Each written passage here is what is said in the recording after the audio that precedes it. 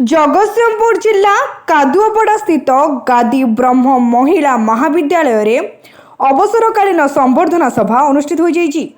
वरिष्ठ सहायक सुमंत भूषण पट्टनायक अवसर में यह संबर्धना सभा अनुष्ठित होता। महाविद्यालय अध्यक्ष शेख मंजूर अली सभापतित्व अनुष्ठित यह संबर्धना सभा मुख्य अतिथि भाव अवसर प्राप्त प्रशासनिक अधिकारी सूर्य महांती, मुख्य वक्ता भाव विशिष्ट स्तंभकार हिमांशु आचार्य और बहु मान्यगण्य व्यक्ति और महाविद्यालय छात्र छात्री उपस्थित थे। ଏହି ଅବସରରେ ଉପସ୍ଥିତ ଅତିଥିମାନେ ସୁମନ୍ତ ଭୂଷଣ ପଟ୍ଟନାୟକଙ୍କର महाविद्यालय निष्ठापर और सत्यनिष्ठा कर्ममय जीवन ଉପରେ ଆଲୋକପାତ କରିବା ସହ ତାଙ୍କୁ ଉତ୍ତରୀୟ ମାନପତ୍ର ଦେଇ ସମ୍ବୋଧିତ କରିଥିଲେ।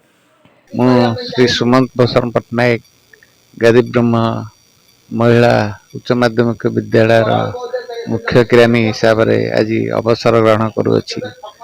मुझे 25/8/1986 ठारू साधारण किरानी भाव में जॉइन करी मोर कार्यकला आरंभ करी।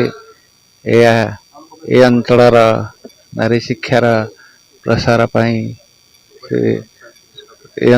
नारी शिक्षार प्रसार स्वर्गत गोलक चंद्र राय, कैलाश चंद्र नायक, सूर्यरंजन महांती, सच्चिदानंद मिश्र, मुनिवर बेहरा एवं लक्ष्मीधर लेखा तत्वावधान कॉलेज टी आरंभ होता। कॉलेज प्रथम प्रतिष्ठाता अध्यक्षा थे लक्ष्मीप्रिया दास। तापर आमर डॉक्टर आरती मिश्र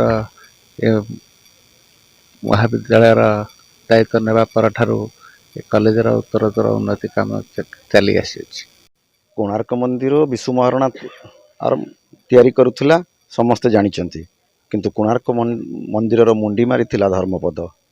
सेमती ये कॉलेज आमे केते जण गोलकचंद्र राय को सहयोग करी आरंभ करितलु आज को 40 वर्ष तले, किंतु परवर्ती अवस्था रे धर्मपद परी सुमंत ये कॉलेज पाई ये कॉलेज को एक पूर्णांग अनुष्ठान रे परिणत करिया पाई जो अवदान बा जो डेडिकेशन देइछि ताको आमे केबे भूली परिबु नाही।